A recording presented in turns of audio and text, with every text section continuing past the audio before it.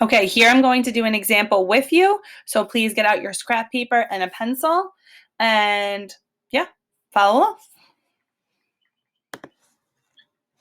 Okay, so for order of operations, I want to do one with you because it's very tricky. There's a lot of steps, and I feel like visually it's very overwhelming. So if we do one together, maybe it will just seem a little bit less frustrating if you go step by step, and I show you how I would show you in the classroom. Okay, so our first one is 2 times, it says 2 times 4 minus 6 divided by 2 times 3.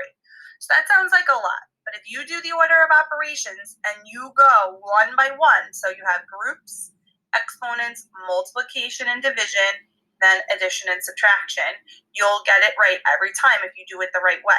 So I know all these brackets and parentheses look very confusing, okay? That's okay. Go for the first one first. So inside, here's brackets, and here's parentheses.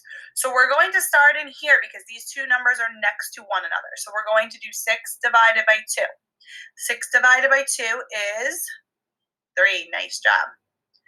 When I do it in the classroom, I like to cross it out. I like to show students that you could cross it out so you don't get confused. So I'm going to cross that part out because we already used it. So now I have to remember, all right, I have this bracket here. Okay, and I have this. If you can't draw it perfectly, don't worry. And I have still multiplication times 3. I have 4 minus here, and I got 3. I still have this bracket, and I still have my 2 times out here. So now this is the next group because these two numbers are next to one another in that group. So you have to do that first. So 4 minus 3 is 1. Now I can bring my 2 times.